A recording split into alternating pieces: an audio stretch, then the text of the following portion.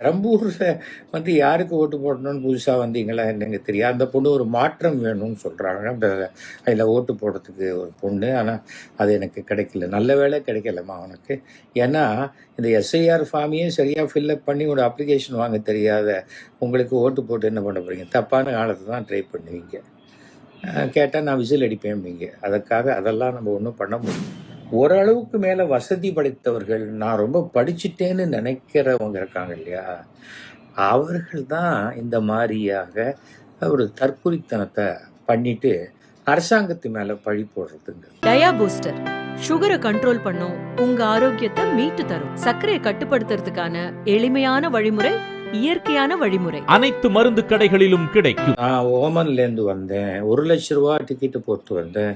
இங்க வந்தா எனக்கு ஓட்டே இல்லைன்னு சொல்லிட்டாங்க அப்படின்னு ஒரு பொண்ணு அழுவுது. இன்னொருத்தர், நான் என் பொண்ணு 2 பொண்ணும் சிங்கப்பூர்லேருந்து வந்தோம், இங்கே வந்தால் ஓட்டே இல்லை. எஸ்ஐஆர் ஃபார்ம் எல்லாம் என்னுடைய ஒய்ஃபு ஃபில்லப் பண்ணி கொடுத்தாங்க. உலகம் முழுக்க நீங்கள் எங்கேருந்து வேணால் இந்த எஸ்ஐஆர் ஃபார்மை ஆன்லைன்லேயே நீங்கள் பார்க்கலாம். அங்கே உங்கள் பேர் இருக்கா இல்லையான்னு தெரியும். சிங்கப்பூர்லேருந்து அப்படியே கிளம்பி வரதுக்கு முன்னாடி கவுண்டரில் டிக்கெட்டு வாங்கிட்டு நீங்கள் மெட்ராஸுக்கு வரல. தவறும் வீட்டில் அம்மா இருந்திருக்காங்க, அம்மா தான் இதெல்லாம் பண்ணினாங்கன்னு சொன்னவங்க அம்மாவுக்கு ஃபோன் பண்ணி, ஏன்னா இப்போ வாட்ஸ்அப் கால் ஃப்ரீ. முன்னெல்லாம் சிங்கப்பூர்லன்னா மேஜர் சுந்தராய் பேசுவார், ஹலோ ஹலோ என்னப்பா அப்படின்னு ஒரேடியாக சத்தம் போட்டு பேசக்கூடிய ட்ரங்க் கால்லாம் போயிடுச்சு.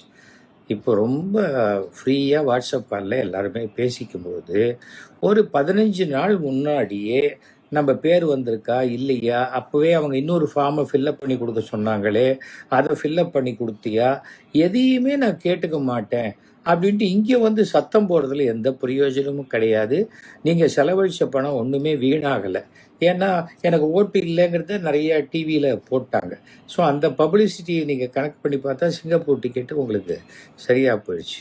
ஃபர்ஸ்ட் ஆஃப் ஆல், பெரம்பூரில் யாருக்கு ஓட்டு போடணும்னு புதுசாக வந்தீங்களா என்னங்க தெரியாது. அந்த பொண்ணு ஒரு மாற்றம் வேணும்னு சொல்கிறாங்க. அதில் ஓட்டு போடுறதுக்கு ஒரு பொண்ணு. ஆனால் அது எனக்கு கிடைக்கல. நல்ல வேளை கிடைக்கலம்மா அவனுக்கு. ஏன்னா இந்த எஸ்ஐஆர் ஃபார்மையே சரியாக ஃபில்லப் பண்ணி ஒரு அப்ளிகேஷன் வாங்க தெரியாத உங்களுக்கு ஓட்டு போட்டு என்ன பண்ண போறீங்க? தப்பான காலத்தை தான் ட்ரை பண்ணுவீங்க.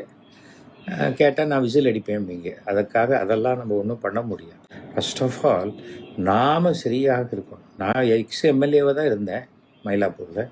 கிட்டத்தட்ட ஒரு 5 மணி நேரம் 6 மணி நேரம் என்னுடைய பெயர், என்னுடைய ஃபேமிலி பேர் எல்லாம் இருக்கா இல்லையா அத்தனையும் நான் பார்த்து தான் நான் இது பண்ணியிருக்கேன். இங்கே பாருங்கள், ஸோ எங்களுடைய ஓட்டர் ஐடி எல்லாமே ரெடியாக இருக்குது. கலர் ஐடி அவங்க காட்டுற. நான் 15 வருஷமாக ஓட்டு போடல. அப்படியும் நான் இந்த ஊர் எங்கிட்ட இது இருக்குது, இந்த டிரைவிங் லைசன்ஸ் இருக்குது, அது இருக்குது, எங்கிட்ட ரேஷன் கார்டு இருக்குது, மாவு மிஷினுக்கு போகிற ஃபார்ம் இருக்குது, இதெல்லாம் சொன்னால் என்ன பிரயோஜனம்? அப்போ எப்போ இந்த எஸ்ஐஆர்னு ஒன்று கொண்டு வந்தாங்களோ, நீங்கள் 2004 என்னைக்கு போட்டீங்க, அன்னைக்கு என்ன அட்ரஸில் இருந்தீங்க, என்ன இது, அப்பா அம்மா, அந்த விஷயம் அத்தனையும் எழுதி கொடுக்க சொல்லி கேட்குறாங்க. நான் தான் 15 வருஷம் முன்னாடி இருக்கிற கார்டு வச்சுருக்கேனே அப்படின்னா செல்லுமா? நீங்கள் 20 வருஷம் முன்னாடி வாங்கின பாஸ்போர்ட் எடுத்துக்கிட்டு இப்போ சிங்கப்பூர் போயிட முடியுமா? அதுக்கு தனியாக விசா வாங்க வேண்டாமா? பாஸ்போர்ட்டுங்கிறது 10 வருஷத்துக்கு ஒரு தடவை ரெனியூ பண்ணணுங்கிறது இருக்கு இல்லையா? இந்த மாதிரி வார்த்தைகளை நீங்கள் சிங்கப்பூர் ஏர்போர்ட்டில் போய் சொல்லுவீங்களா? விசாவே வாங்காத அங்கே போயிட்டு என்னை உள்ளே விட மாட்டேன்ட்டாங்க, என்னது என்ன கவர்மெண்ட் நடத்துது சொல்லிடுவீங்களா? அப்படியே பிடிச்சி உள்ளே போட்டுருவாங்க. இந்தியா ஜனநாயக நாடு. அதுக்காக வாய்க்கு வந்ததை பேச முடியாது. நம்ம கடமையை சரியாக செய்தால்தான் வேற யாராவது செய்யலாம். இப்போ யாரோ ஒரு பொண்ணு எனக்கு பதிலாக வேற யாரோ ஓட்டு போட்டாங்கன்னா, அந்த பொண்ணுக்கு சேலஞ்சிங் ஓட்டுக்கு அந்த பொண்ணு இன்னொரு ஓட்டு கொடுத்தாங்க, அந்த பொண்ணு ஓட்டு போட்டு போயிட்டாங்க. அந்த எல்லா விதமான சிஸ்டங்களும் நமக்கு சரியாகத்தான் இருக்கிறது. சில சமயம் எத்தனைக்கு எத்தனை உண்டுங்கிற மாதிரி அதையும் தாண்டி வந்துடுது. ஒரு ஓட்டர் ஐடியை வச்சோ ஆதார் கார்டை வச்சோ அந்த ஃபோட்டோவில் இருக்கிறது தான் நாம தான் அப்படின்னு கண்டுபிடிக்கிறதுக்கே பெரிய திறமை வேண்டும். நம்ம ஃபோட்டோ நம்மள மாதிரியே வருதுன்னா அது ஒரு பெரிய விஷயம். நமக்கு கியூஆர் கோடு எல்லாமே இருக்குது. ஆனால் அந்த கியூஆர் கோடை அதை பார்க்கறதுக்கு உண்டான ஃபெசிலிட்டி எல்லா இடத்துலையும் இல்லை. நான் கூட ஓட்டு போட்டேன், அமைக்கணும்னா கிளம்பலான்னு பார்க்குறேன், ஒரு நிமிஷம் வெயிட் பண்ணுங்க சார். ஏன்னா அது இந்த மிஷினில் நான் யாருக்கு ஓட்டு போட்டேன்னா அது அந்த லைட்டோடு அது எரியுது.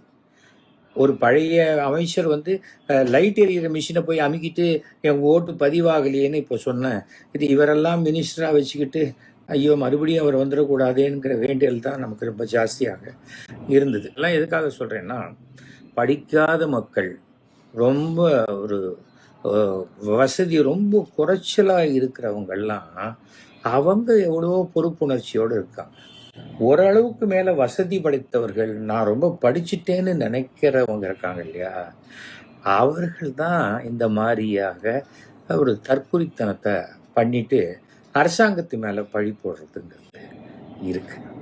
ஒரு கல்யாணத்துக்கு போகிறோம், ஒரு 250 ரூபா 300 ரூபா மொய் எழுதிட்டு 3/4 மணி நேரம் வெயிட் பண்ணி சாப்பிட்டுட்டு வரோம்.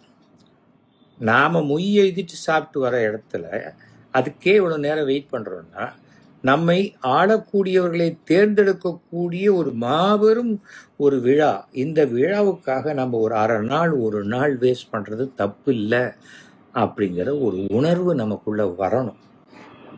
நான் 1950 பிறந்தேன். ஆச்சா, ஃபஸ்ட் டைம் 68 69 என்னமோ தான் தேர்தல். இது மாட்டுப்பெட்டியில் ஓட்டு போடுங்கள்னா அப்போ இது அந்த மாதிரி இதுலேருந்து நான் ஆரம்பித்து நான் வந்து யார் வேட்பாளர், அவர் தண்ணி அடிப்பாரா, அவருக்கு ஒரே வீடு இருக்கா, இல்லையா, ஃபோன் பண்ணால் எடுப்பாரா, வருவாரா, இத்தனையும் எங்கள் அப்பா அதெல்லாம் தெரிஞ்சுக்கிட்டு தாண்டா ஓட்டு போடணும் தான் எனக்கு சொல்லி கொடுத்துருக்காரு. அதனால தான் நான் ஓட்டு கேட்கும்போது கூட என்னுடைய அந்த நோட்டீஸ்லேயே என்னுடைய செல்ஃபோன் நம்பரை போட்டேன், என்னை 24 மணி நேரமும் தொடர்பு கொள்ளலான்னு. அந்த ஃபோன் நம்பர் தான் இன்னி வரைக்கும் வச்சுருக்கேன், 9841023545. எதற்காக இதெல்லாம் சொல்கிறேன்னா, வருத்தப்படாதீங்க. எதுவுமே இதில் மாற்றம் வேணும். எல்லாத்தையும் மாற்றம் என்பது மாறாதது, அது வரும். சிங்கப்பூர்லேருந்து வந்தால் கூட மாற்றம் வேணும்னு நினைக்கிறவங்களுக்கு ஓட்டே இல்லைன்னாக்க அதுவும் ஒரு மாற்றம் தானே இல்லையா? நாம் வந்து நம்ம கடமையை சரியாக செஞ்சாதான் அடுத்தவங்களை குறை சொல்ல முடியும். எங்களுக்கு ரொம்ப வருத்தமாக இருக்குது. ரொம்ப எங்கள் அம்மா இல்லை, உங்கள் அம்மா கரெக்டாக பண்ணியிருந்தாக்கா அப்போவே உங்கள் அம்மாவுக்கு பூத் ஸ்லிப் வந்திருக்கணுமே. எப்போ அம்மா பண்ணல, எப்போ அம்மாவை காட்டவே மாட்டேன்றீங்க நீங்கள்? அப்போ அம்மாவும் கூட இருந்து பேசியிருக்கலாம்ல. அப்பாவும் 2 பொண்களும் மட்டும்தான் பேசுகிறாங்க. அப்போ அம்மா எங்கே அந்த ஃபார்மை ஃபில்லப் பண்ணி எல்லாத்தையும் செய்த அம்மாவையும் காட்டி அம்மாவும் சொல்லியிருக்கணும் இல்லையா? ஏன்னா இது ஃபார்ம் தான், இதுதான் என்னுடைய ஃபார்ம், இந்த ஃபார்ம் தான். அது எங்கேயோ வீடு மாற்றிட்டேன், அதை வீடு மாற்றும் போது எங்கேயோ மிஸ் ஆயிடுச்சுன்னு அவர் பெரியவர் பேசுகிறாரு. அப்போ வீடு மாற்றும் போது மாற்றினா, அப்போது பழைய வீட்டு அட்ரஸுக்கு போயிருந்ததுன்னா அது வேறு தொகுதியாகவோ இல்லை வேறு ஏரியாகவோ இருந்தால் வேறு பூத்துக்குன்னு அது போயிருக்கோம், அங்கே இருக்கும். நீங்கள் அங்கே என்ன போய் கேட்கணும்? புதுசாக இருக்கிற இடத்துக்கு முடிய உங்களுக்கு கொண்டு வந்து கொடுப்பாங்க. நமக்கு ஒன்றும் மேஜிக் இல்லை. உலகமே ஏஐயில் இயங்கலை, எல்லாரும் மனிதர்கள் தான். இப்போ என்னுடைய பொண்ணு அமெரிக்கன் சிட்டிசன் ஆகிட்டா, அவள் வந்து வந்திருக்கா. இப்போ அவளுக்கு பூத் ஸ்லிப் வந்தது. நான் எஸ்ஐஆர் ஃபில்லப் பண்ணும்போதே now she is not a resident of India அப்படின்னு போட்டு கொடுத்துட்டேன். கொடுத்த பிறகும் வந்த உடனே பூத் ஸ்லிப்பையும் நான் திருப்பி கொடுத்து, இதை தயவு செஞ்சு அடிச்சிருங்க, அவளுக்கு இங்கே ஓட்டிங் ரைட்ஸ் கிடையாது அப்படின்னு நான் சொன்னேன். ஏனென்றால் நாம தான் அரசாங்கத்தில் இந்த மாதிரி இருக்கிறவங்களுக்கு சரியாக வழிகாட்டுதலும் உதவியும் செய்யணும். இதான் சாக்கு அப்படின்ட்டு நீங்கள் பரவாயில்லம்மா வாமா ஓட்டு போட்டு வந்துடலான்னு சொல்லக்கூடாது. நாம் சில விஷயங்களை புரிஞ்சுக்கணும். அதே போல் நாங்கள் 2 லட்சம் பேர் வரப்போகிறோம் ஃபாரின்லேருந்து. எப்படி வர முடியும்? ஒரு ஃப்ளைட்டில் 180 பேர் 200 பேர் போகலாம். அப்போ 2 லட்சம் பேர் வரணுன்னாக்க எத்தனை ஃப்ளைட்டு? 1000 ஃப்ளைட்டாக வரும். புரிஞ்சுக்கணும். இது சினிமாவா இது? அதெல்லாம் எல்லா தேர்தல் 4ஆம் தேதி அன்னைக்கு பல பேருக்கு தெரிஞ்சிடும். இப்போது குழந்தைங்கள்லாம் அழுது இவருக்கு தான் ஓட்டு போடணும், இவருக்கு தான் ஓட்டு போடணும்னு குழந்தைங்க அழுது அப்படின்னு சொல்லிலாம் அந்த சோஷியல் மீடியாவில் போடுறாங்க. இது வந்து ஏதோ ரீல்ஸ் பண்ணுற மாதிரி தான் இருக்குது. அது நிஜம்னு எடுத்துக்கிட்டால் கூட பெற்றோர்கள் ஜாக்கிரதையாக இருக்கணும். 4ஆம் தேதி முடிவுகள் வேறு மாதிரி வந்ததுன்னா அது நிறைய பேர் பார்த்துருப்போம். அந்த 10th ஃபெயிலுன்னு ஒரு தவறான முடிவு எடுத்துருவாங்க, 12th ஃபெயில்னா முடிவு எடுத்துருவாங்க. அந்த மாதிரியான முடிவு எடுக்காமல் அவங்களுக்கு ஏற்கனவே கொஞ்சம் கவுன்சிலிங் கொடுத்து வைக்கணும். அவங்கெல்லாம் அந்த மாதிரி உணர்ச்சி வசப்படுற குழந்தைங்களுக்கெல்லாம் பெற்றோர்கள் தான் இது கொஞ்சம் வழிகாட்டணும். அதே போல் ரொம்ப குழந்தைங்க கேட்டதான், ஐயோ நீ சொன்னவங்களுக்கு தான்ப்பா ஓட்டு போட்டேன் அப்படின்னு சொல்லிட்டு முடிச்சிடணும். அதுக்கு மேலே அதுக்கு ஒன்றும் தெரியாது. அவங்க என்ன காட்டுங்க போகிறாங்களா? அதனால பெற்றோர்கள் இதை எப்படி பார்த்து டீல் பண்ணணும்? முதல்ல நமக்கு ரொம்ப முக்கியம் நம்முடைய குழந்தைகள், நம்ம குழந்தை நல்லா இருக்கணும், அது நல்லபடியா வளரணும். அது நல்லபடியா வளர்வதற்கு எந்த அரசாங்கம் உதவி செய்யுதோ அந்த அரசாங்கம் வந்தா நல்லா இருக்கும். அப்படிங்கிற எண்ணத்துல தான் பெற்றோர்கள் இருக்கணும். அது நல்லது. அதுதான் அடுத்த தலைமுறை சமுதாயத்தையும் இதையும் சிறப்பாக கொண்டு வரும். இதெல்லாம் ஒரு ஒரு பிள்ளையை பெற்றவன், பெண்ணை பெற்றவன்கிற முறையில நான் ஒரு எந்த கட்சியும் சார்ந்தெல்லாம் பேசல. அடுத்த தலைமுறை சமுதாயம் இன்னும் சிறப்பாக இருக்கணுங்கிற ஒரு எண்ணத்துல தான் நான் பேசுறேன். நான் பேசுறது உங்களுக்கு பிடிச்சிருந்ததுன்னா 9841023545 என்னை கூப்பிடுங்க. இப்போ இந்த ஓட்டுகீடில் இதெல்லாம் ஒன்றும் கவலைப்படாதீங்க. ஒரு 2-3 நாள் இருங்க. இந்த 4ஆம் தேதி முடிஞ்ச உடனே அப்போ நீங்கள் மறுபடியும் ஒரு அப்ளிகேஷன் கொடுத்து உங்கள் பேரெல்லாம் உள்ளே சேர்த்துக்கிட்டு இந்த மறுபடியும் அடுத்தது கார்பரேஷன் எலெக்ஷன் வரும், அதில் ஓட்டு போடலாம்.